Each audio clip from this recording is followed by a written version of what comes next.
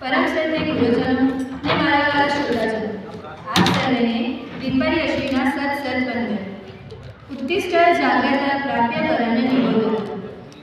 हाँ मित्रों, आज हूँ अपना समक्ष अपना देशना वीर सपूत एवं स्वामी विवेकानंद विषे કંઈક કહેવા માંગુ છું કે જેમણે ભારત જ નહીં સમગ્ર વિશ્વને સંદેશ પૂરો પાડ્યો કે ઉઠો જાગો ને જ્યાં સુધી લક્ષ્ય ન મળે ત્યાં સુધી પ્રયત્ન કરતા રહો।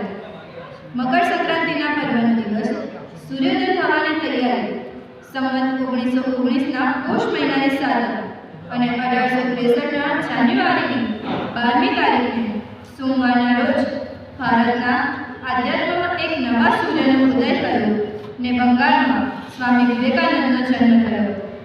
પિતા વિશ્વનાથ દત્ત અને માતા ભુવનેશ્વરી દેવી હતા। પ્રભુ શિવની આરાધનાથી પુત્ર પ્રાપ્તિ થઈ હોવાથી માતાએ બાળપણમાં તેમનું નામ વીરેશ્વર પાડ્યું હતું, જે પછી નામ બદલીને નરેન્દ્રનાથ રાખ્યું હતું। તે પછી તેઓ નરેન્દ્રનાથ વિશ્વનાથ દત્ત તરીકે ઓળખાયા।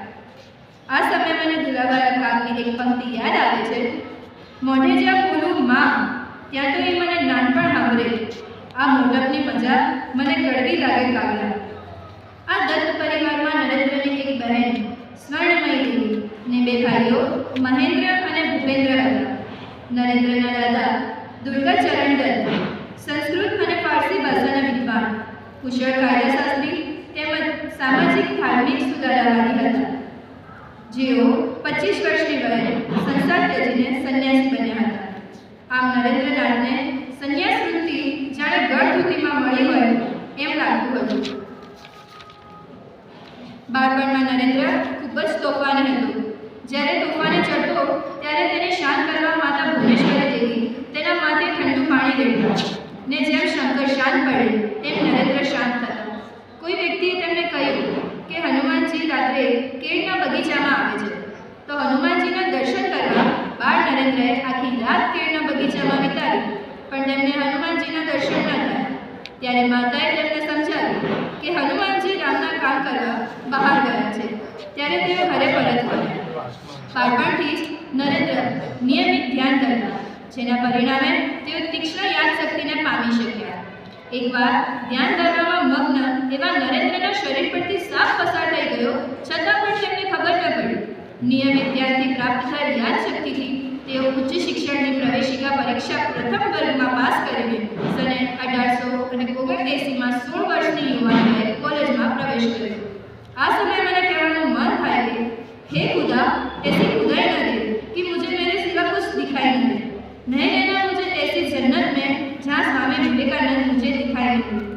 अभ्यासनी साथे साथे नरेंद्रनाथे नाटिका, कुश्ती, होड़ी हंकार જેવી કર્તવ્યો શીખ્યા હતા। તેમજ નિયમિતપણે વ્યાયામશાળામાં જઈને વ્યાયામ કરતા હતા। તેઓ સ્પષ્ટપણે માનતા કે રમત વિના જીવન વિકાસ ન થઈ શકે, આથી દરેક શાળા મહાશાળા એક ફૂટબોલનું मैदान હોવું જ જોઈએ। સને 1881માં 18 વર્ષની ઉંમરે તેઓ પહેલીવાર શ્રી રામકૃષ્ણ પરમહંસને મળ્યા ને તેમને પોતાના ગુરુ માન્યા। સંસાર ત્યાગીને સંન્યાસી બનવાનો નિર્ણય કર્યો, ત્યારથી તેઓ વિવેકાનંદના નામે ઓળખાયા। પરમહંસ પણ આવા તેજસ્વી શિષ્યથી પ્રભાવિત થઈને તેમના અંતિમ સમયમાં પોતાની બધી જ સિદ્ધિઓ સ્વામી વિવેકાનંદને અર્પણ કરવા બોલાવે છે। ત્યારે નરેન્દ્રનાથમાંથી વિવેકાનંદ બનેલ એ નવજુવાન કહે છે કે ગુરુદેવ, હું તમારી સિદ્ધિઓ ન લઈ શકું, હું મારા તપોબળથી જાતે સિદ્ધિઓ પ્રાપ્ત કરીશ। તે પછી વિવેકાનંદે પોતાના પૂરા જીવનમાં અનેક સિદ્ધિઓ મેળવી। જોયું ને મિત્રો, જે જાત બળથી સિદ્ધિઓ પ્રાપ્ત કરે પૂતળા તેના જ બને, સાહેબ પૂતળા તેના જ બને। 1882થી 1892 સુધીના 10 વર્ષ વિવેકાનંદે સમગ્ર ભારત ભ્રમણ કરીને ભારતીય સંસ્કૃતિને પોતાના રામે રામ વસાવી। 11 સપ્ટેમ્બર 1893ના રોજ વિશ્વ ધર્મ પરિષદમાં ભારતના પ્રતિનિધિ તરીકે જોડાયા। તેમના ભાઈઓ અને બહેનોના સંબોધન તેમજ સર્વધર્મ સંભાવનાના પ્રભાવશાળી ભાષણથી સમગ્ર વિશ્વને ભારતીય સંસ્કૃતિનો પરિચય કરાવ્યો। તે પછી તેમણે 3.5 વર્ષ સુધી અમેરિકાના વિવિધ શહેરોમાં ભાષણ આપ્યા। તેમના વિદેશના પ્રસંગો વાગોળતા મને ગર્વની લાગણી થાય છે। એક સમયે અમેરિકન પત્રકારે તેમને પૂછ્યું કે તમારા ભારત દેશની નારીઓ હાથ કેમ નથી મિલાવતી? ત્યારે વિવેકાનંદે કહ્યું તમે જેમ તમારા દેશની મહારાણી સાથે ક્યારેય હાથ મિલાવી શકતા નથી, તેમ ભારતની દરેક નારી એ મહારાણી છે, જે કોઈને સાથે ક્યારેય હાથ ન મિલાવે. એક અન્ય પ્રસંગ કહું તો તેમના પ્રભાવશાળી વ્યક્તિત્વથી આકર્ષાયેલી એક અમેરિકન નારી તેમને પોતાના પતિ બનાવીને તેમના જેવા સંતાનો મેળવવાની ઈચ્છા દર્શાવે છે. ત્યારે બાળ બ્રહ્મચારી એવા સ્વામી વિવેકાનંદ કહે છે કે તમે મને જ તમારા દીકરા તરીકે સ્વીકારો. જાઓ, આજથી હું તમારો પુત્ર છું. સ્વામી વિવેકાનંદે રામકૃષ્ણ મિશન સ્થાપ્યું. બેલુર મઠની સેવાના કાર્યને વિશ્વ પ્રસિદ્ધિ અપાવી. તારીખ 4 જુલાઈ 1902 ને શુક્રવારના રોજ રાત્રિના 9 વાગે 10 મિનિટ પોતાના દેહનો ત્યાગ કર્યો. આમ 39 વર્ષનું ટૂંકું આયુષ્ય ભોગવીને ભારતના વીર સપૂતનો આત્મા પરમાત્મા લીન બની ગયો. વિવેકાનંદની વાતો કરતા જીવનના 100 વર્ષો પણ ઓછા પડે. અંતે સમયની મર્યાદાને માન આપતા ને મારી વાણીને વિરામ આપતા એટલું જ કહીશ કે મોતની શું તાકાત એ મારી શકે મને. જિંદગી બસ એક તારો સહારો જોઈએ.